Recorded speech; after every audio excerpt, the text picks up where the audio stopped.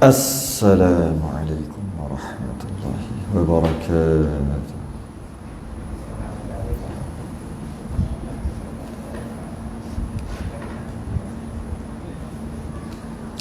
Innal hamdalillah nahmaduhu wa nasta'inuhu wa nastahdihi wa nastaghfiruh wa na'udzu billahi min shururi anfusina wa min sayyiati a'malina. Man yahdihillahu fala mudilla lahu wa man yudlil fala hadiya lahu. Asyhadu an la ilaha illallah wahdahu la syarika lahu wa asyhadu anna sayyidana Muhammadan 'abduhu wa rasuluhu. Allahumma shalli wa sallim wa barik ala sayyidina Muhammadin al-fatih lima ughliqa wal khatimi lima sabaqa nasiril haqqi bil haqq wal hadi ila siratikal mustaqim.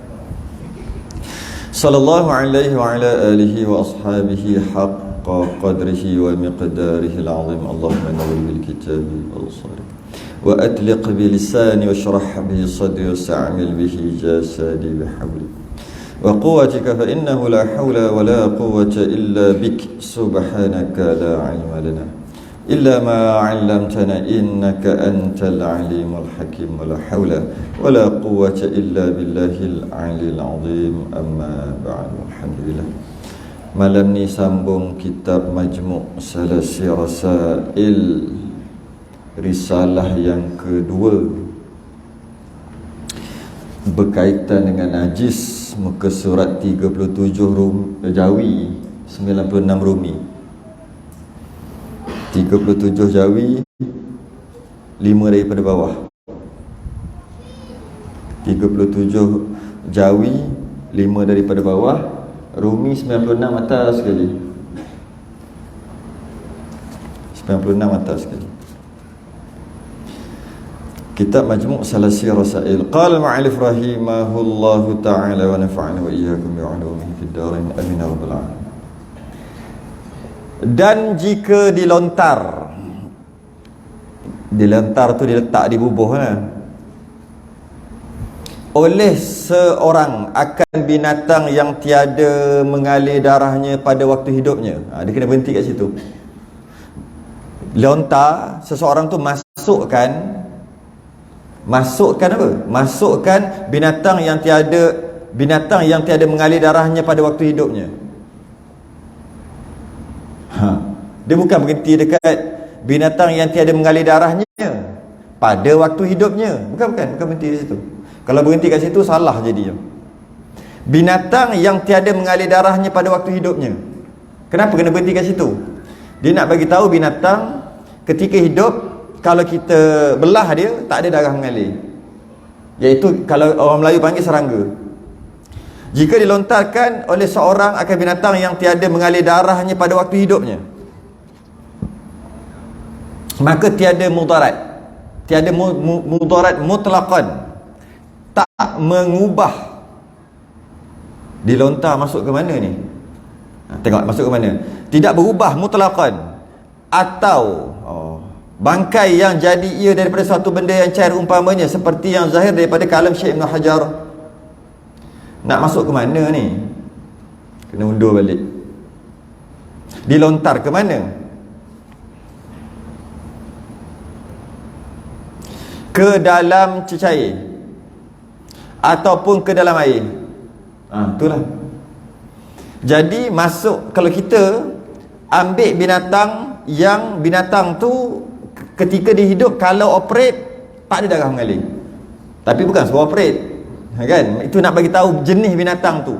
Binatang ada jenis, ketika dia hidup kita operate, dia keluar darah mengalir. Ada binatang ketika dia hidup kita operate, kita belah, tak keluar darah mengalir. Kalau ada pun darah beku macam cicak. Tu dia bukan panggil darah mengalir.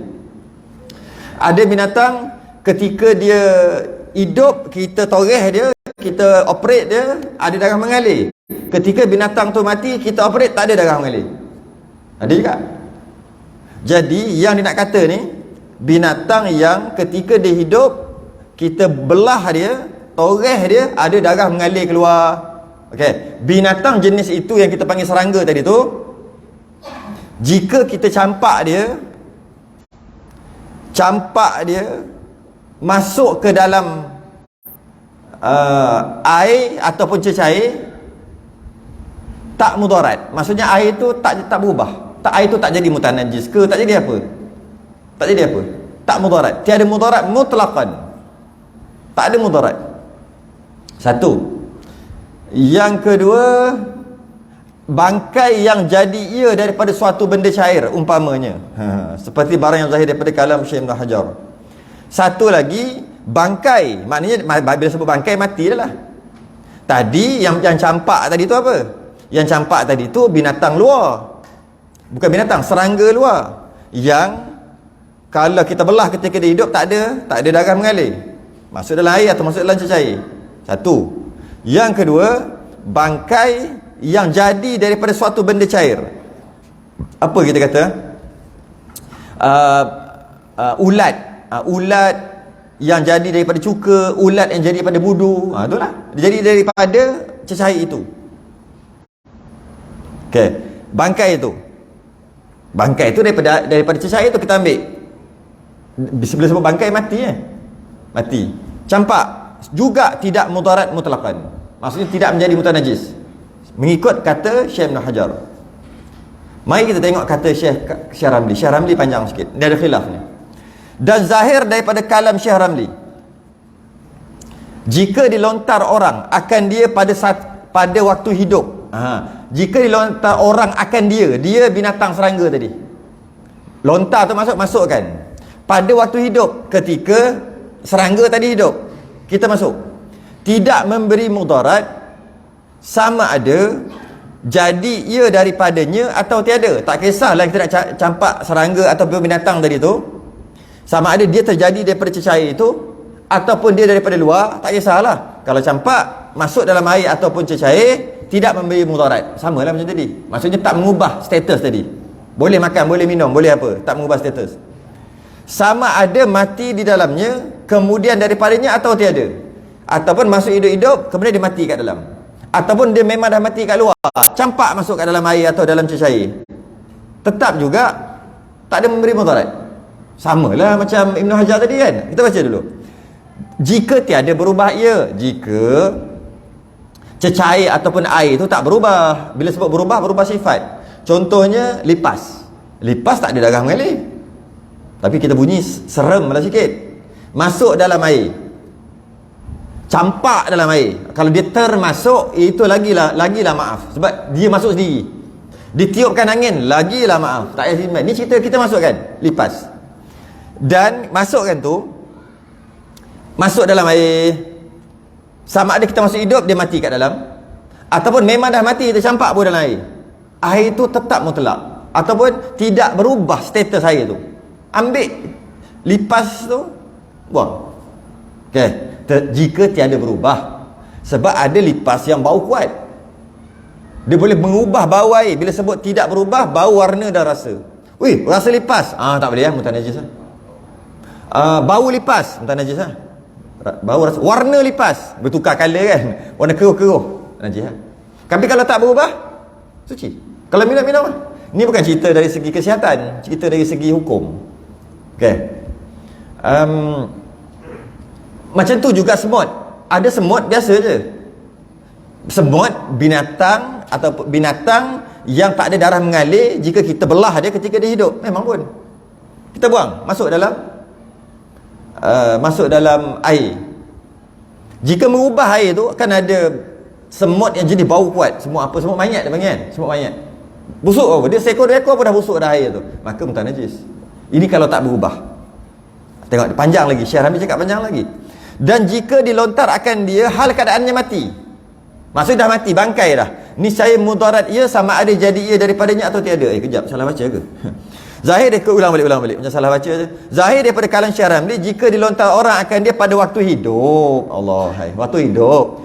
Ibn Hajar kata, lempar hidup ke mati ke, air itu tidak berubah, air itu kekal mutlaqan. Sama ada yang dilemparkan tu serangga tadi hidup atau mati, syaratnya sama juga, jangan berubah sifat. Kata Syekh Ramli, lepas ketika hidup, ya, lepas ketika hidup tidak memberi mudarat, air itu kekal suci jika tak berubah. Yang itu sama macam Ibn Hajar. Yang lainnya ni, jika dilontarkan hal akan hal keadaannya mati, ni saya mudarat, sama ada jadi ia daripadanya atau tiada. Barulah. Jadi maknanya Ibn Hajar kata, serangga ni kita ambil, paling mudah kali kita ambil semut. Semut hidup, Ibn Hajar dulu lempar, hidup, lepas tu dia mati kat dalam tu, mutlak air maksudnya boleh minum, tak ada masalah. Ataupun semut mati dah pun, bangkai semut baling, sengaja baling, air tu pun suci juga. Sama ada yang dibaling tu, yang kita buat tu, sama ada dia hidup, dia mati kat dalam, ataupun dia memang dah mati kat luar, kita baling. Okay. Kata Syekh Ramli tidak. Tu khilaf dia. Kalau dia hidup, baling masuk, dia mati kat dalam, air mutlak. Sebab kita bukan baling bangkai, kita baling binatang hidup. Berdosa ke tak? Berdosa ataupun tidak, tengoklah kita bunuh dia kenapa. Saja-saja dosalah bunuh binatang. Mana boleh. Tengok ada semut, kita kenyeh dia, mati, tak boleh. Tapi kalau dia gigit kita, takkan nak biar kenyeh. Sebab ada sebab. Kalau dia duk ganggu habis, rosak dinding, rosak apa, kita spray, tak apa, ada sebab. Yang di jalan elok-elok pergi kenyeh tu kenapa? Kenapa dia bunuh dia? Maka tak boleh tau. Pembunuh tu namanya. Pembunuh. Ada sebab, walaupun sekecil-kecil sebab, baru boleh. Okay. Kecuali binatang yang memang disunatkan bunuh. Contohnya cicak, contohnya kalajengking, lipan, itulah. Ular pun suruh dia keluar dulu sampai 3 kali. Kalau dia tak keluar, barulah bunuh. Kalau dalam rumah lah. Kalau di luar, dia lagi dulu lah, kita yang lagi. Kalau di luar, dia sunat bunuh. Babi sunat bunuh. Tapi itulah kata sunat. Baru ni balik lambat sikit. Ada babi keluar kot celah tu, tak langgar pun rasa. Nak bunuh mana? Babi 3-4 ekor ada. Banyak lah babi kat sini rupanya. Okay. Jadi kata Syekh Ramli, kalau lempar yang hidup, okey dengan maksud tidak mengubah status air ataupun cecair. Tapi kalau lempar yang dah mati, maknanya telah memasukkan bangkai ke dalam air, ke dalam cecair, maka najis lah. Kata Syekh Ramli, ni saya mudarat ia sama ada jadi ia daripadanya atau tiada. Ni lagi ni. Jadi daripada cecair itu sendiri pun. Budu, ambil budu lah. Ada blub gini. Ada budu original lah. Budu sekarang tak ada lah. Dia blender apa, tak sempat nak jadi power. Lepas tu buah pewarna. Budu asal. Saya pernah makan 90 han. Dia bubuh dalam tempayan, dia bubuh bawah rumah dia. Selang berapa lama, masa kita buka, makanlah. Tu original. Dia punya ini macam. Bukan buah asal limau dulu. Ambil ikan rebus. Genyeh. Baru jadi. Tu ingatlah peristiwa dulu. Sebab boleh makan ke tak? Mari kita tengok hukum. Geli kita punya pasal hukum. Dia jadi, kita panggil ulat tu, kalau tak tutup rapat-rapat, dia akan boleh jadi ulat. Tapi kalau tutup rapat sungguh, kedap, dia kadang-kadang tak jadi ulat tu. Jadi mudah kata ulat terjadi daripada cecair itu. Okay. Kata Ibn Hajar, ambil tu dah terjadi pada tu. Ambil dia, lepas tu bubuh balik, suci. Sebab dia terjadi daripada cecair tu. Kalau angkat, bubuh, angkat letak, main-main, tak ada masalah. Cuma bila nak makan, tak boleh makan ulat. Makan cecair saja, ulat tak boleh makan. Okey. Kata Syekh Ramli tidak. Tu kata niscaya mudarat ia, maksud tak boleh jadi najis, tak boleh makan, sama ada jadi ia daripadanya atau tiada. Kalau dia bukan jadi daripada cecair tu, kita ambil binatang luar, apa-apa, cicak ke apa, bubuh, dia mati, tak boleh. Ataupun dia terjadi daripada cecair itu, ulat tadi tu lah, angkat, tengok kecil lagi ni, biar besar sikit aku bunuh, buah balik. Kata Syekh Ramli, tak najis. Sebab tu kita tengok orang duk ambil dulu. Orang dulu walaupun orang kampung tapi ngaji, musalli khatam, sifat 20 faridah khatam. Dulu ilai-ilai wadah-wadah muka, tapi khatam, faham, meresap dalam jiwa. Kita mengaji kitab tebal. Pekah kita jangan main. Main hadis-hadis lalu, pekah kita ambil daripada hadis lalu, Quran lalu. Tapi itulah, diorang faham macam mana. Diorang ambil ni, lepas tu bubuh. Lepas tu kan ada ulat tu, dia buang. Dia berbuah dah. Dia basuh. Ambil balik. Sedangkan itu maaf dia akan cerita kat bawah ni. Dia nak cerita beraluhnya orang dulu. Ambil lagi. Belum. Letak pegang gitu, bukan letak sesuatu kan macam tapis tu ni turun. Malah tapis pun mereka tak guna tapis. Sebab bila tapis, ulat dekat situ. Cecair dah masuk. Okey lagi. Ambil yang kedua, ulat ni buat apa? Tuang aja. Tuang cecair yang boleh makan tadi kena ulat, jadi mutan najis. Padahal asal dia juga. Dia jaganya. Kat semua dimaaf nanti dia cerita di bawah. Cuma nak bagi tahu jaganya orang dulu. Habis ambil pakai senduk, tuang sikit, ada sikit-sikit lagi dia buang ulat tu. Shoo. Lepas tu basuh. Celuk lagi, basuh. Celuk lagi, basuh. Dapat dah sebotol, bawa balik pondok, makan. 2 bulan tahan. Makan sikit-sikit. Enggak senang lah dapat. Sikit-sikit balik pondok dulu. Allah hai. Makan tak boleh banyak. Kalau tak boleh ngaji, tidur je kalau tidak. Makan sikit je. Ikan selayang tu makan 2 kali. Ikan selayang dah lah ikan. Bukan ikan selayang, ikan selah kuning makan 2 kali. Selayang tu boleh 3 kali. Cerita belasan tahun dulu, tahun 89, 90, 91, 92, 93. 95 dah lain macam lah, dah besar dah waktu tu. Makan sedap-sedap aja. Masa mula-mula dulu terasalah azabnya belajar tu. Terasalah masuk macam-macam. Bila tahun 95 dah jadi abang besar, makan pun sedap-sedap, tak masuk apa dah, kerja main. Orang masuk pondok, kita main pondok-pondok. Gitulah dulu. Mula-mula. Boleh ke? Kenapa dia buat gitu? Buat apa kejap basuh kita ni? Lepas mengaji baru tahu. Syekh Ramli kata tak boleh. Bila kita dah ambil bubuh, ada ulat lagi, kita buang. Dia panggil bekas tu dah berpisah daripada tempayan tadi, dia panggil mutan najis dah. Mutan najis ni adalah sesuatu yang kena najis. Najis lain, najis. Tai tu najis. Mutan najis adalah sesuatu yang kena najis. Jadi senduk tu dia panggil senduk mutan najis. Jadi dia celup habis mutan najis semua. Logik kita, benda tu juga dia celup ke benda yang pada asal yang sama, bukan najis lain. Tengok, tak boleh Syekh Ramli. Mereka jaga. Ibn Hajar kata tak ada masalah. Jaganya dia. Dan jika jatuh ia dengan sendirinya, jatuh dengan sendiri, ni binatang lain lah. Ulat tadi taklah jatuh sendiri, memang duduk dalam tu. Yang luar apa-apa, cicak ke, lipas ke yang mati, semut ke, dia jatuh masuk sendiri. Sama ada dia bunuh diri. Dia kata aku rasa tak bermakna hidup ini, aku nak bunuh diri. Dia bunuh mati, ataupun dia dah mati kemudian macam mana jatuh sendiri, tak kisahlah. Tiada mudarat mutlaqan. Yalah, takkanlah dia masuk sendiri pun nak salahkan kita kan. Yakni sama ada hidup ia atau mati, atau dia bunuh diri terjun, ataupun dia dah mati, maka dimaaf daripadanya seperti barang yang dimaaf jatuh ia dengan sebab angin. Ada angin pun jatuh masuk dalam bekas. Apa dia? Serangga dengan masuk apa? Binatang yang jika dia hidup kita toreh tak keluar darah mengalir. Tak ada darah mengalir. Tak apa, tak ada masalah. Sama ada dia bunuh diri, masuk sendiri, ataupun sebab angin. Tak ada masalah.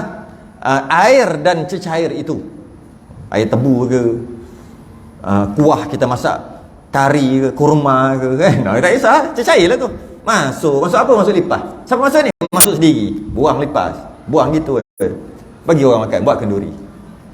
Jangan beritahu bekal lipas. Jangan beritahu atau orang tak makan.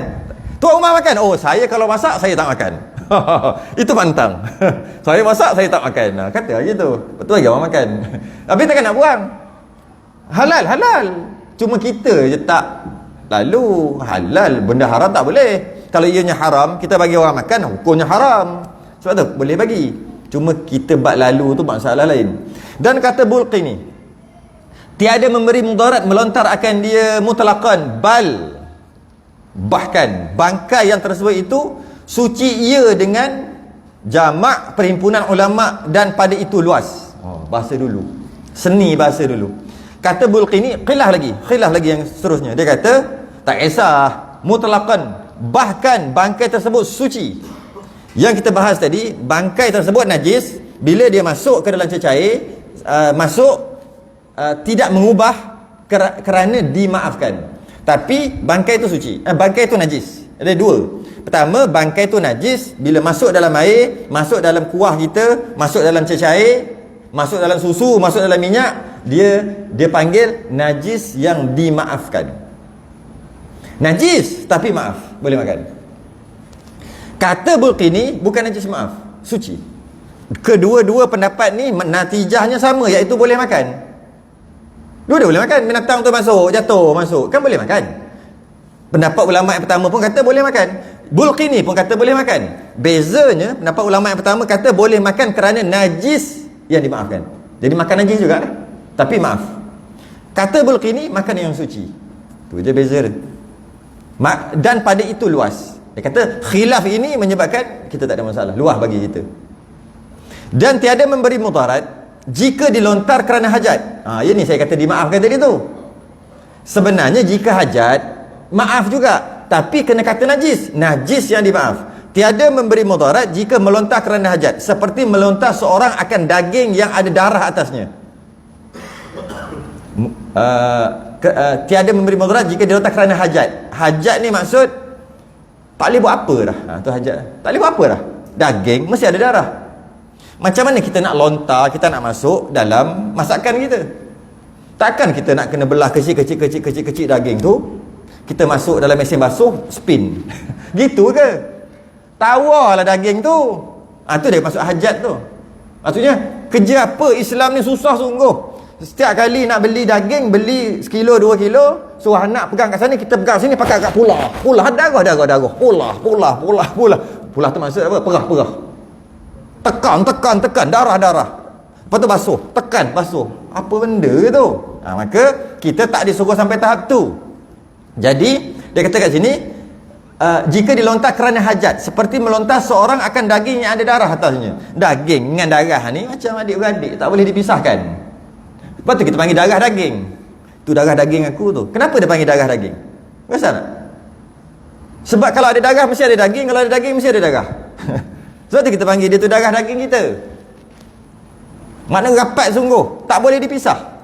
Tiba-tiba masa nak makan daging, nak kena pisahnya darah, kan menyusahkan. Maka kerana hajat, tak ada masalah. Basuh sekadar mampu. Ketika basuh tu air tu dah putih, cukup. Walaupun lepas tu kalau penyek dia keluar ada darah balik, tu cerita lain. Ceritanya basuh putih tak? Putih, cukup. Tapi jangan mudah-mudah sampai tak basuh. Belah-belah ada darah. Darah dan daging tak boleh, daging dan darah tak boleh dipisahkan. Ambil tak basuh-basuh tu letak. Bau sedap. Basuh hilang manis dia. Tak boleh pula. Basuh dulu. Sekadar yang mampu. Tos tu basuh, tengok dah putih, cukup. Mana taklah ringan sangat, tapi taklah berat sangat. Atau yang tu dia gantung dulu, tidak memberi mudarat. Maksudnya daging kuah yang kita makan tadi boleh. Gulai tadi boleh makan, walaupun gulai tadi dah bercampur darah, pastinya akan bercampur darah. Dan atasnya, atau ulat yang mati di dalamnya hendak membuat akan gulai. Ulat yang mati dalam daging, kita tak makan dah daging berulat. Orang dulu daging berulat makan lagi. Apa, ada pepatah dulu, lupa dah. Apa, daging dikicah-kicah gitu gini dimakan juga. Apa? Tak tahu. Ada pepatah tu. Daging adik-beradik ni macam satu daging. Satu lah, daging lah, macam daging. Busuk-busuk dia pun, kan daging tu lama-lama busuk. Dibasuh-basuh, dikicah-kicah, dimakan juga, ya ke tidak? Mana cikgu BM tak ada ni? Rasa macam ya dah. Nak bagi tahu maksud pepatah Melayu tu, busuk macam mana adik-beradik pun, adik-beradik makan juga. Maksudnya kau tak boleh kata kau bukan adik-beradik aku lagi, tak boleh. Kerana Allah dah memilih mak bapak. Allah pilih mak bapak. Memang semua Allah pilih. Adat cakap. Jangan kata takkan semua Allah pilih. Bukan, adat cakap Allah memilih yang kita tak boleh pilih. Mak bapak, adik-beradik tak boleh pilih. Mana boleh pilih? Anak mana boleh pilih? Dapat tu Jadi bila Allah dah bagi tu, tapi isteri boleh pilih. Tak puas hati satu, boleh pilih satu lagi. Tak cukup dua, boleh pilih lagi. Boleh pilih. Mak mertua boleh pilih. Dengan pilih isteri, dapat mak mertua package 3 in 1. Buy one free 3. Boleh. Jadi ada yang kita tak boleh pilih. Adat cakap. Jadi ikut pepatah Melayu tu kata busuk-busuk daging, bila kita potong, basuh, buang ulat yang ada, goreng ke apa ke, makan juga. Jadi sedap pula. Zaman dulu lah orang cerita. Saya rasa pernah makan sekali dua je. Perik urat hidung makan. Daging busuk, daging perap, daging pekasam. Tapi bukan daging pekasam sekarang ni. Daging pekasam sekarang ni sedap. Sebab dia buat daripada daging, tak apa nak busuk sangat. Silap daging segar dia buat. Lepas tu jual mahal. Dulu busuk sungguh. Kalau nampak gulai tak boleh. Terpaksa buat pekasam.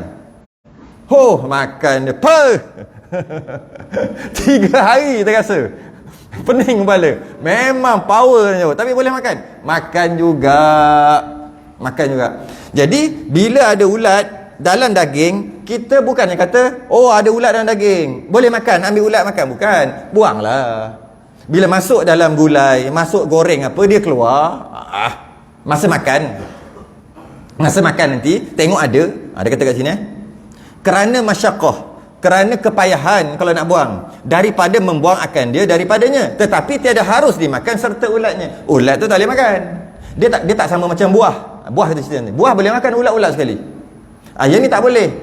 Jadi macam mana? Buang dulu yang mana boleh, masak, goreng, buatlah gulai apa. Jika jumpa nanti dekat tengah, Allah, buanglah. Jangan, ni sedap ni. Ini sedap ni, aku cari ni. Gitu, tak boleh makan ulat tu. Ulat tak boleh makan. Tapi kuah dia semua boleh makan. Dia kata gitu. Jadi macam tu juga darah. Darah tu asalnya tak boleh. Tapi bila dah masak, makan je lah. Dah masak, nak buat macam mana? Tak boleh buang. Okey? Maka maaf. Maka hendaklah dibuang akan dia dengan senduk atau camca. Camca. Orang Kedah panggil camca lagi. Ambil camca tu. Camca. Apa sudu? Camca tu sudu. Orang Kedah. Hendaklah dibuang akan dia dengan senduk atau camca dan dimaaf daripada bekasnya. Saya kata orang tua tadi tu, dia ambil, dia basuh, dia batik tu maaf sebenarnya. Kerana masyaqqah pada membasuh akan dia dengan sebab berulang beberapa kali pada mencedok akan dia. Hukum dia gini. Yang saya kata, apa-apa cecair yang ada ulat dalam tu, yang terhasil ulat tu daripada cecair, kita ambil nak tuang, kan? Okey, kita ambil nak tuang. Bila ambil nak tuang, hukum asal bila ambil ada ulat, tuang, ulat jangan tuang, ulat buang. Senduk tu najis. Itu asal. Itu hukum asal. Senduk kena basuh baru boleh tu balik. Ambil yang kali kedua. Buat bubur cecair dia tu, tak kisahlah sos ke apa ke, ulat tu buang, najis. 3, banyak kali dah ni. Maka kerana banyak kali, masyaqqah, tak payah dah. Tapi kena mengaku dulu najis. Ni najis sebenarnya ni, tapi nak ambil berpuluh kali nak ambil. Jadi dimaaf. Walaupun sebut dimaaf, kena mengaku ianya najis. Tu je lah. Hukum najis. Bukan hukum, mutanajis. Senduk mutanajis. Camca mutanajis. Tapi boleh pakai? Boleh. Kerana masyaqqah. Tu. Dan dimaaf. Daripada umpama tahi ayam dan tahi tikus di dalam padi. Ni pun orang dulu lah ni. Kerana sukar pelihara daripadanya, nak jaga susah. Pada ghalib bekas padi kita. Tetapi dibuang akan dia daripada barang yang mudah jua. Bekas tai ayam, tak tahu. Saya tak ada pengalaman. Kita tak apa-apa main dengan padi sangat. tak tahu macam mana keadaan padi dulu. Yang adanya, ingat padi dulu yang dalam kitab lah saya baca, tapi tak pernah ada pengalaman lah ni bab ni. Ketika nak peras susu tu kita pakai lembu ke pakai apa untuk membajak sebagainya. Kemudian kadang-kadang dia tu betina nak peras susu juga. Masa peras susu tu, dia punya ekor tu gitu. Kadang-kadang dia kencing. Bila dia kencing, ekor dia bergerak, ngecik masuk dalam susu. Maaf. Tu saya ingat. Kemudian dia sebut kat sini, ketika binatang tu duk pijak padi tu, apa dia bahasa istilah dia panggil? Nak bagi lerai di antara jerami dia panggil dengan biji-biji tu. Tak tahu, saya tak ada pengalaman bab tu. Pijak dulu Dulu, zaman dulu dia pijak-pijak. Masa pijak tu, diorang pijak sekali yang perek sekali berak. Maka maaf juga.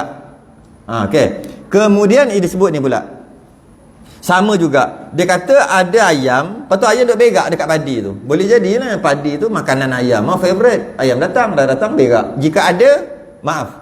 Begitu juga tikus. Tikus memang tahulah, memang dekat tempat padi memang ada tikus. Cuma dia kata, walaupun dia maaf, tetapi najis tu buang yang mudah-mudah wajib buang. Ni tahi, buang lah. Ni tahi, buang lah. Jangan gaul. Lepas tu ada tak baki-baki sikit-sikit yang payah? Yang payah, gaul aja lah. Tutup-tutup mata lah. Sebab tu berah kita tu, dululah. Sekarang ni rasa tak apa kot. Sekarang ni semua mesin dah. Mesin dah sekarang ni. Basuh banyak kali bagi putih. Dulu. Tok-tok nenek duk pesan. Mas basuh tu, tambah-tambah berah usang. Basuh tu, basuh sampai putih. Jangan basuh sekali dua kali je. Basuh sampai putih. Air sampai putih. Dia kata hilanglah zat. Kita nak dia punya zat tu, dia punya tu. Basuh. Sebab dia tahu pembuatan dia macam mana, dengan najis dengan apa. Macam mana pun, maaf. Jika ada pun, maaf. Kerana masyaqqah. Dan dimaaf. Ulat daripada cuka dan buah kayu. Sama lah kes tadi. Kes budu ni kiah lah cuka. Sama je. Dan buah kayu. Buah kayu tu buah-buahan. Yang ghalib berulat. Dan ulat, nanti dulu, stop kat situ. Dimaaf juga, buah kayu. Biasa yang ada ulat, jambu. Jambu tu kadang-kadang kita tengok biji dia dengan ulat tu sama je. Bergerak-gerak. Boleh. Selamba je, boleh makan. Boleh, dimaaf. Yang tak maaf adalah tengok ulat tu, contohnya dekat cempedak, nangka. Dia dulu cempedak, nangka dulu semua berulat. Ulat. Tapi kenapa sekarang tak ada ulat pun tengok? Malah besar bapak nangka. Tak ada ulat. Racun tu. Dulu kalau kita buka hati-hati, takut ulat. Geli tengok ulat. Tapi sekarang tak ada ulat. Tengok bapak besar. Apa punya nangka lah besar ni tepi jalan tu kan.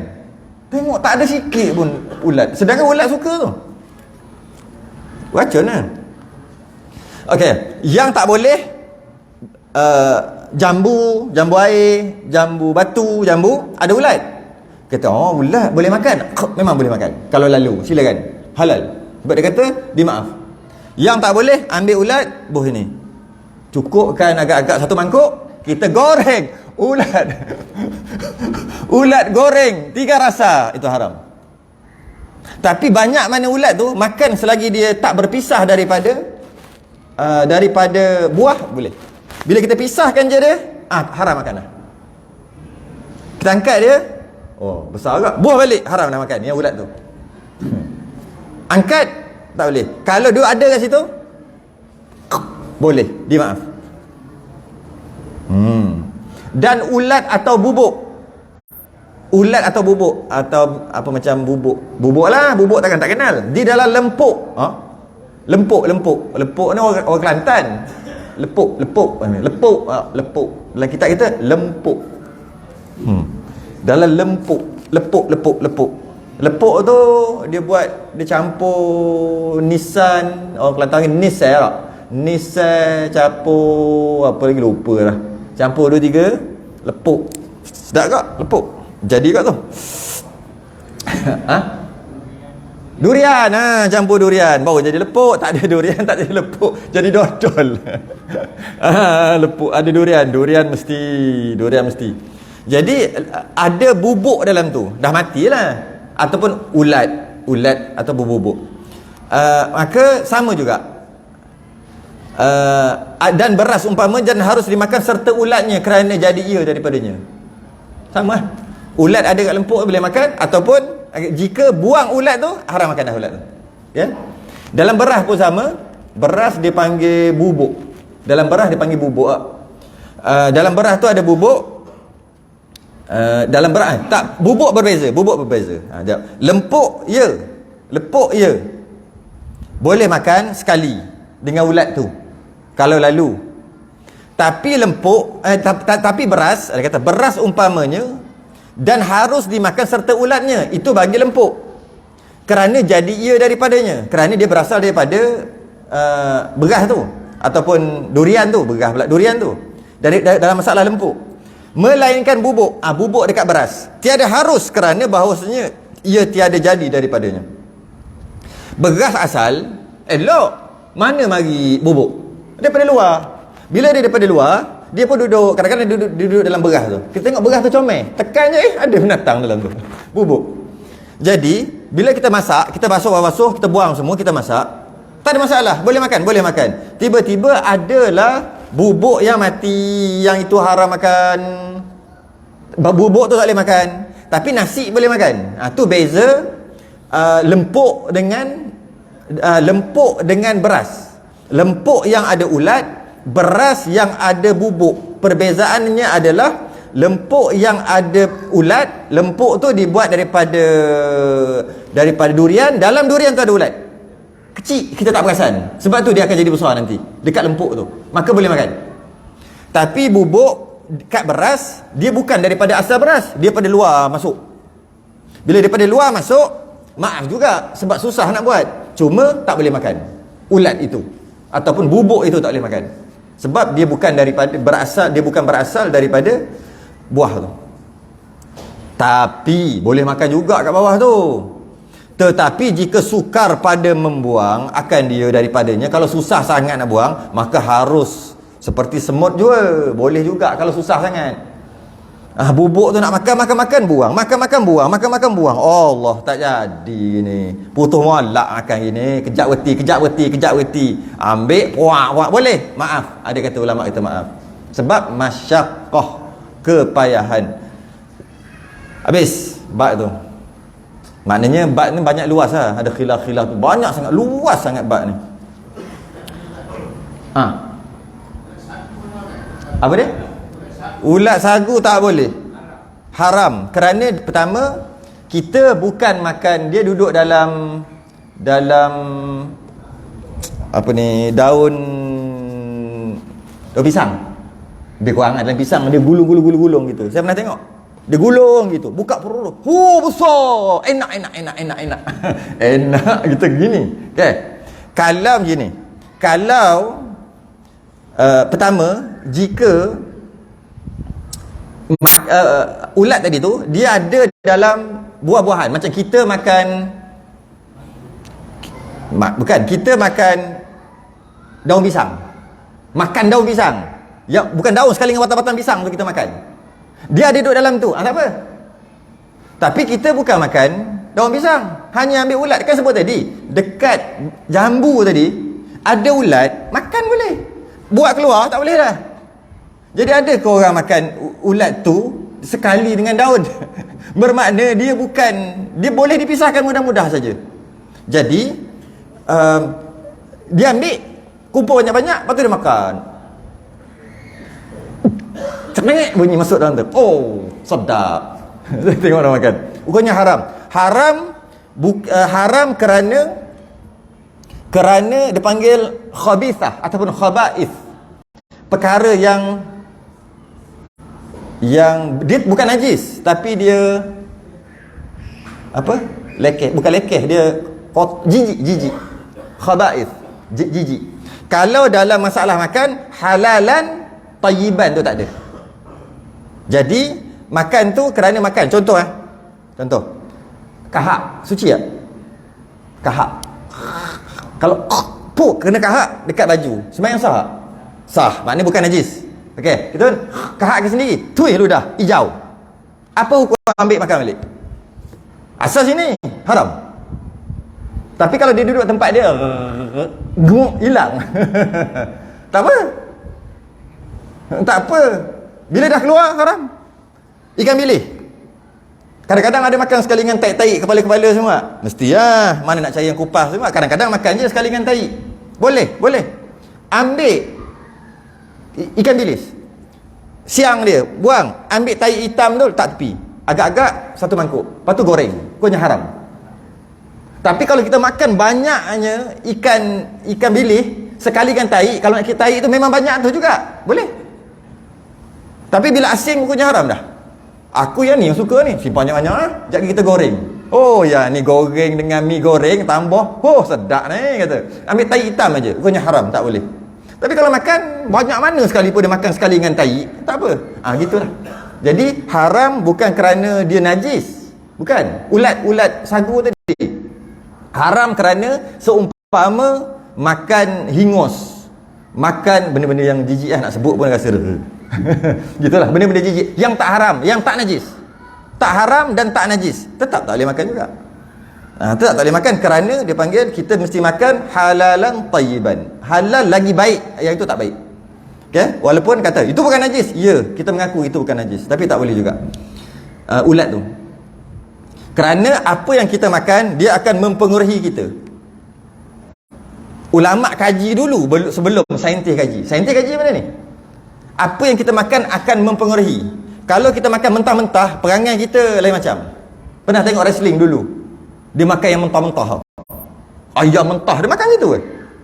Oh, badan bapak besar. Oh, perangai lain macam. Dia kena tindih, kena apa, kena pukul, tak macam tak rasa apa. Kenapa tak boleh makan ular? Cuba tengok perangai orang makan ular. Lain. Kerana makanan dia mempengaruhi. Sebab tu kita kena makan bukan halal saja, baik. Dalam Quran, kulu halalan tayyibah. Lupa dah ayat. Makan baik, halal lagi baik, bukan halal saja. Kenapa tak boleh makan babi? Sebab perangai babi tu. Takut-takut dia, bukan takut-takut, dia boleh menjangkiti, mempengaruhi. Dia berak, dia pula. Babi tu berak, lepas tu dia makan tai dia balik. Sebab tu kita tak boleh makan. Dan binatang-binatang yang jenis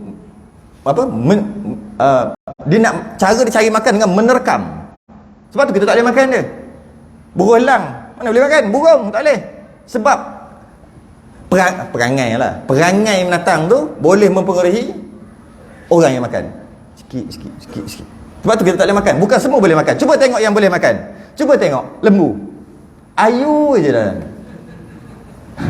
Baik je. Lepas tu kita makan okey je. Kambing relax je. Cuba tengok perangai dia dengan harimau, bukan lain tu. Lepas tu tak boleh makan. Gitulah lebih kurang. Ada beberapa perkara lagi. Jadi sebab tu tak boleh makan, dia mempengaruhi kita punya perangai. Kalau makan bukan makan walaupun ianya halal, dia boleh mempengaruhi. Malah kalau ikut masuk tasawuf sikit. Kalau masuk tasawuf sikit, makan air tangan orang yang tak takut pada Allah pun tak boleh. Tak boleh tasawuf bukan tak boleh pekah. Pekah janji halal kan? Tak makan. Tak makan. Tengok aja siapa masak ni. Tu masak. Ya ni. Semayang tak? Tak semayang. Kalau Tuhan dia tak takut, aku nak makan air tangan orang tak takut Allah. Oh tak mau aku, biar aku puasa. Tasawuf lah. Pekah boleh je. Nak beli apa-apa tengok. Tak tahu aurat yang jual ni, karipak ni. Tak tahu aurat. Apa? Cari lain. Kenapa? Kalau perkara mudah yang Allah suruh pun dia tak boleh buat, tak aku makan macam mana jadi macam ni. Sebab tu kita kata air tangan ibu lalu cakap tu. Ibu kita, dia lain rasa. Oh, ya air tangan ibu lain. Dia memang ada. Dia ada kesan. Cuma dari segi fiqah tak ada masalah. Hak seng boleh makan. Cicah dengan air teo. Boh pula tu. Boh dengan hak seng memang cantik. Dua-dua tak sunat. Jadi bila kita makan, boleh. Ada kecoak halal lagi. Tapi ada orang tak mau. Tasawufnya. Makan Jacob tu Yakub.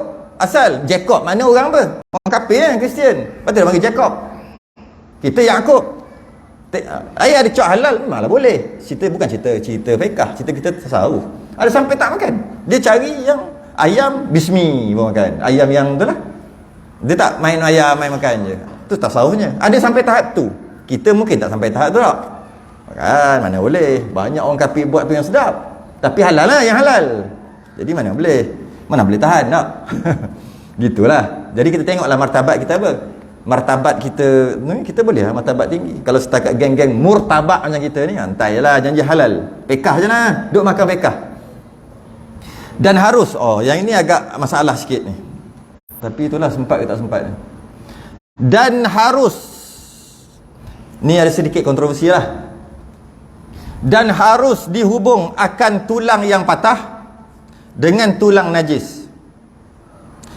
Maknanya kalau tulang patah, hubung, maksudnya tulang, bukan hilang tangan, hilang tulang, ganti tulang tu dengan tulang najis. Bila tulang najis maksud binatang, babi lah mudah kata, anjing, tulang babi, tulang anjing. Jika tiada boleh dicari akan tulang yang suci, maknanya boleh. Yang ni tak ada masalah. Tulang, kita kiaslah selain bertulang, tulang, kuku, rambut, sama je.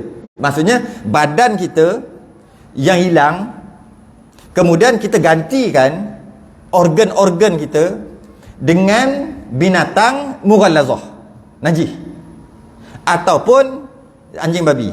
Boleh dengan satu syarat. Tak ada dah yang suci. Kalau ada suci tak boleh. Tak ada suci. Mana tak ada yang tak boleh. Yang paling sesuai adalah buah pinggang babi. Habis lembu tak boleh.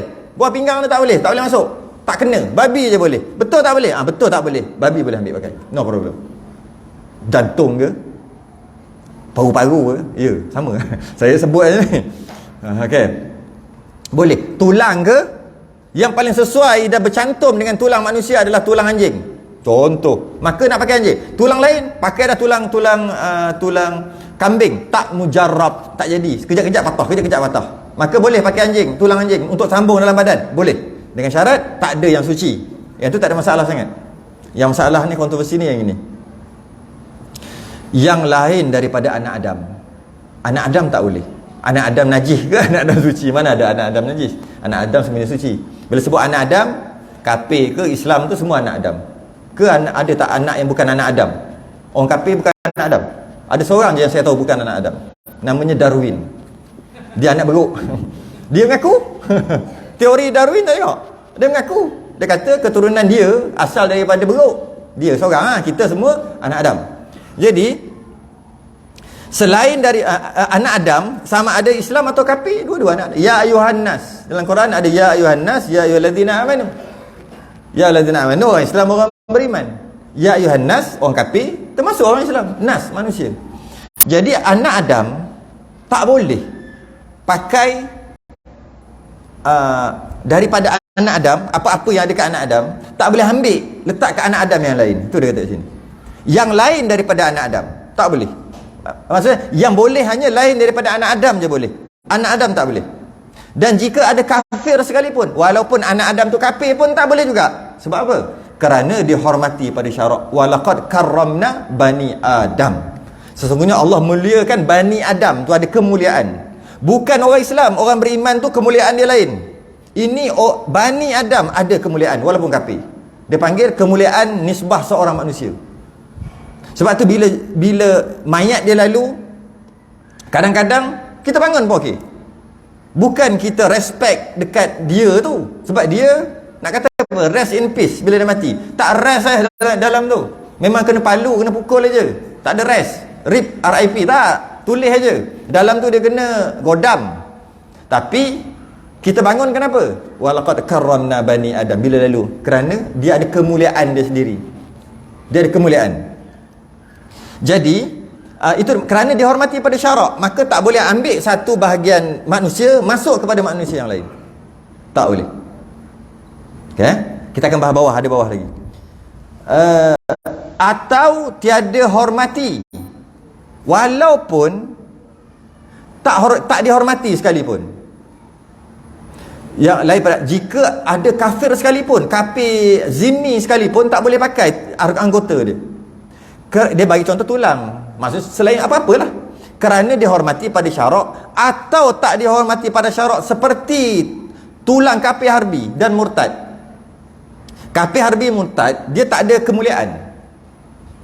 Dia tak ada kemuliaan. Dengan maksud, contohnya kita ada air. Kita ada air sikit. Kita nak minum air dan binatang kita, contoh unta atau lembu kita ada lembu, ada kambing seekor, lembu seekor. Air ada sikit, kita minum air, sikit je air. Katalah kat padang pasir ke, air tak ada ke, buatlah kemarau ke, ada air sikit, satu botol, kita minum sikit. Yang lain tu ada untuk binatang kita, untuk kita minum, untuk kita wuduk, sikit-sikit tu. Kemudian ada kafir harbi ataupun orang Islam tapi dah murtad. Dia duduk gini, mati. Kalau kita tak bagi dia minum 10 minit lagi, 5 minit lagi, mati. Oleh kerana dia murtad, kita bagi binatang lebih baik daripada bagi dia. Tak berdosa walaupun dia mati. Kalau ada orang kafir harbi, kafir harbi juga, biar dia mati, baik bagi kat binatang daripada binatang aku mati, kerana tidak dihormati. Tapi kalau kafir zimmi, wajib bagi. Kalau tidak, kita bunuh dia. Kalau kita bagi binatang, kita bagi kat dia, sebab dia dihormati. Kafir zimmi. Kafir harbi murtad, tak. Habis tu air sikit, ni mati, biar. Dia tidak dihormati. Habis tidak berperi kemanusiaan ke? Dia tak ada, dia tak ada, tak termasuk dalam peri kemanusiaan, kerana dia harbi. Tahu tak harbi apa? Harb, perang. Harb tu perang. Perang tu maksud memerangi orang Islam, memerangi Islam, benci kat Islam. Tak boleh bagi minum. Ataupun murtad, dah elok-elok duduk tempat yang benar, pergi tempat yang salah, tak ada hormat, mati-mati lah. Baik aku bagi kambing aku, dia kata. Apa tak berperi kemanusiaan? Itu kalau Islam. Kalau kafir zimmi, ya, baru nama tak berperi kemanusiaan. Dia sikit dengan maksud tu.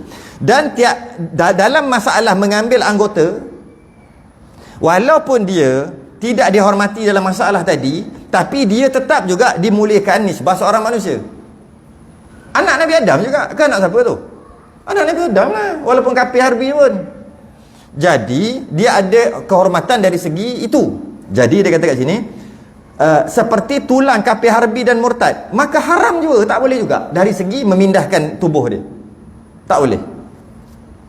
Dan sah semayang, kalau buat juga sah semayang dirinya, ambil juga, berdosa lah, tak boleh, berdosa. Tapi kalau dia semayang dengan tulang ataupun apa-apa organ kafir harbi tadi, sah semayang. Dan sah pula jadi imam atas qaul yang muktamad. Pendapat muktamad nak jadi imam pun sah. Ini pun termasuk tulang babi tadi. Tulang babi dalam keadaan tak ada tulang yang suci. Tak ada tulang, tak mujarab, tulang babi je, tulang yang mughalazah, tulang najis, atau tulang harimau. Najis tulang harimau. Najis sebab kalau kita bunuh dia, mana sembelih pun dia tetap jadi najis. Yang tak najis, binatang yang boleh makan sembelih baru tak najis. Harimau sembelih pun tetap najis bangkai kan.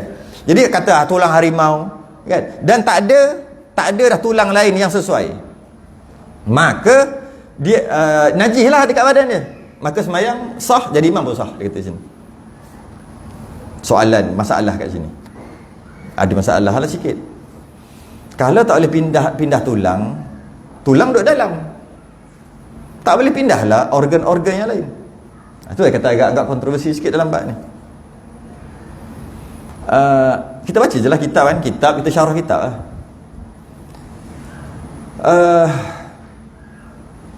Macam ni nak cakap.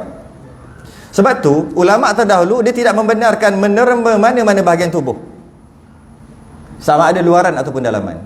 Tak bagi derma. Darah dia lain. Darah dekat kepada boleh, sebab dia bukan organ. Dia macam air ludah. Aku nak minta air ludah, tui ambil kau. Boleh tak? Boleh gitu lah. Sebab dia boleh apa dia panggil? Boleh jadi balik. Macam air telaga kan, boleh jadi balik, tu balik. Tapi kalau kerat jari, tak tumbuh balik. Ambil buah pinggang, tak tumbuh balik, itu tak boleh tu. Yang boleh tumbuh balik, okey. Betul rambut ada khilaf, itu nanti ada dulu bab tu. Kita ambil yang tu dulu. Jadi darah, selagi tidak memudaratkan, walaupun panjang bahas dia, kita kata okey lagi lah. Kita nak cerita organ ni dulu. Organ ataupun apa-apa anggota tubuh. Mari kita tengok. Ulama' terdahulu, kitab-kitab terdahulu semua tak bagi.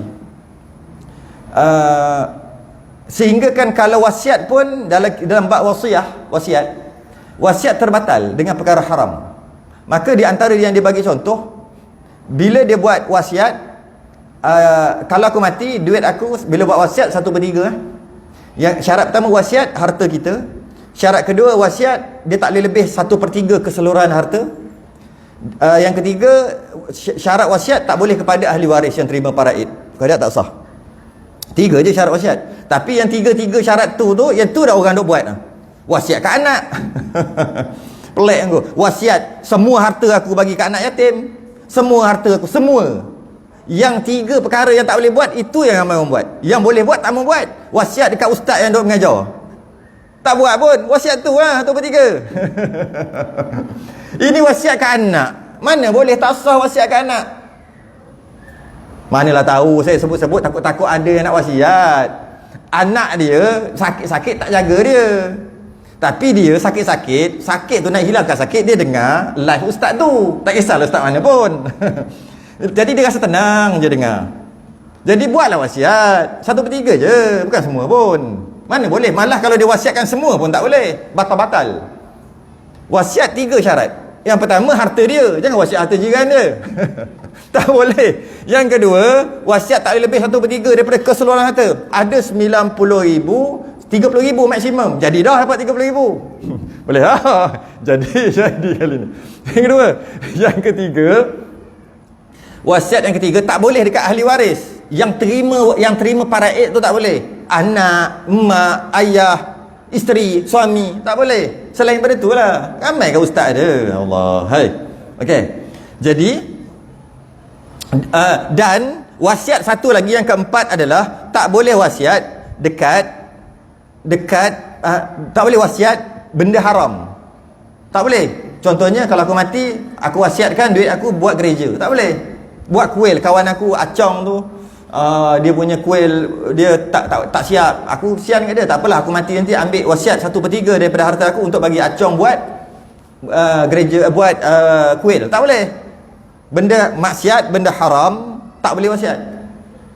Kalau dia wasiat juga, waris haram menunaikan. Haram waris tunai. Tak boleh. Sebab benda tu 4 perkara tadi. 4 perkara kena patuh, 4 wasiat. Bahkan perkataan derma pun tak betul dah. Bila dia kata dia wasiat, pertama dia wasiat barang badan dia. Pertama, dia punya ke tak? Tak ada kita jawab, badan tu dia punya ke tak? Yang kedua, 1/3. Perkataan wasiat tu pun dah tak kena dah untuk menderma ni. Satu lagi, perkataan derma pun tak sesuai. Nak derma, kena duit siapa? Kena harta siapa? Kena harta sendiri. Mana boleh derma hak milik orang? Main sini kejap, tengok dia ada nampak ada RM100 dalam poket dia. Main sini kejap. Dia datang, tabung kat sini. Datang dekat, main sini kak, main nak bisik. Dia datang, ambil duit, buat tabung. Macam mana? Boleh tak? Dia kata, kalau kau nak derma, kau derma duit kau sendiri. Kau derma duit aku apa? Allah, derma lah sikit, PT pun banyak dah. Mana boleh nak derma duit sendiri? Baik. Anggota tubuh badan ni kita punya ke tak? Bukan. Itu adalah amanah.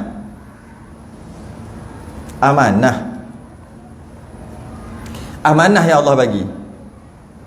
Tok Guru dulu bagi contoh senang aja. Bulu kening boleh cabut? Cukur bulu kening, lepas tu lukis lagi. Bulu kening pun pening. Dia kata, sekarang ni nak cukur ke nak ada bulu kening ke tak ada? Lepas cukur, korang pula. Boleh? Bukannya haram? Tak boleh. Kenapa tak boleh? Kita punya kan, suka hati kita. Maknanya bukan kita punya. Bukan kita punya. Tak boleh. Jadi badan kita ni bukan kita punya. Kita sebagai penjaga amanah je. Bila kita penjaga amanah, maka tak boleh kita buat suka-suka hati, kerana orang yang buat suka-suka dinama khianat dengan amanah. Khianat. Itu baru cukur bulu kening, namanya khianat dengan amanah. Kalau bagi terus tulang, bagi terus jantung, lagilah khianat. Tapi dah mati, hidup ke mati, tetap kalau bukan kita punya lah. Okey. Boleh tak saja-saja cabut gigi? Haram. Saja-saja cabut gigi. Sebab amanah. Kalau sakit, sakit ada masyarakat, lepas tu cabut. Kita sakit, cabutlah. Tapi cabut saja-saja kerana nak luruskan, nak pakai braces tu, yang gitu tu, nak betulkan gigi, tak ada masalah pakai tu.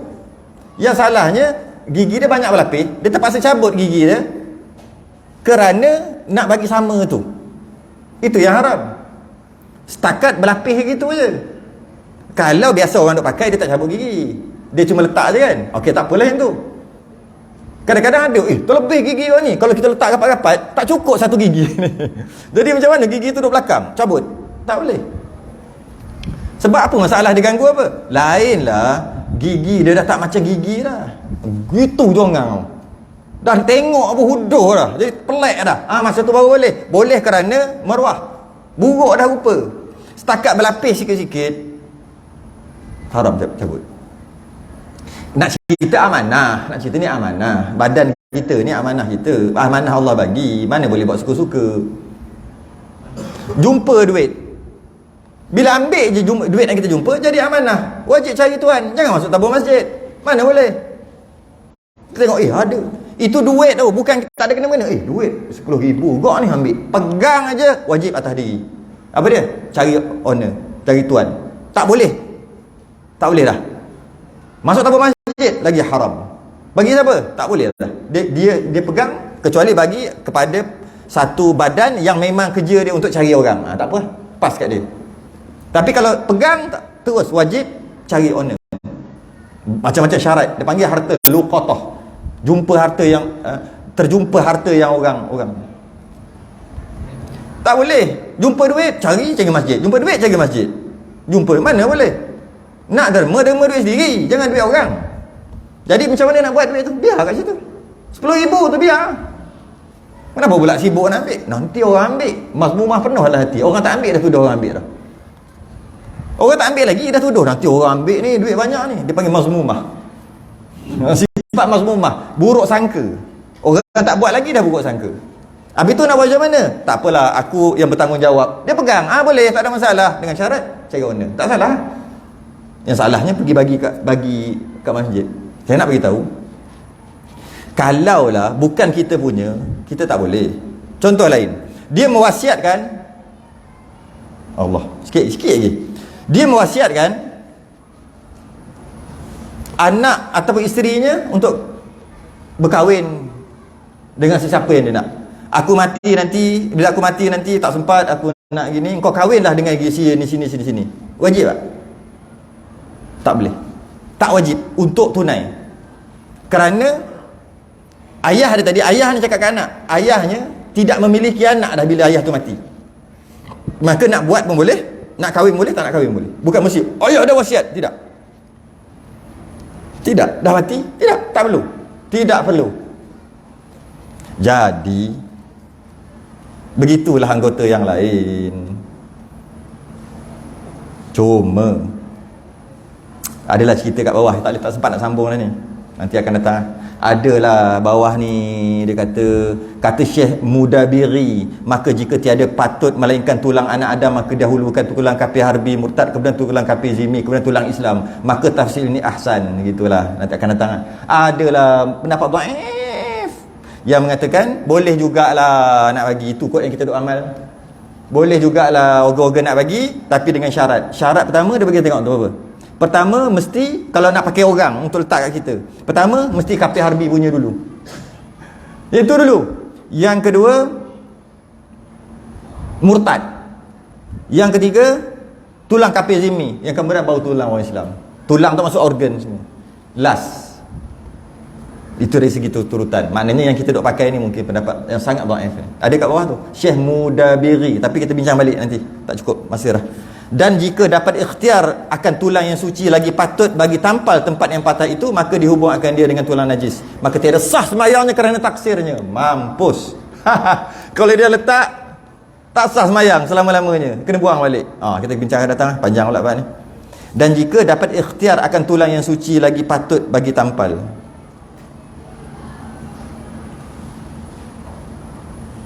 Berhenti kat situ sedangkan tasbih kafarah dan surat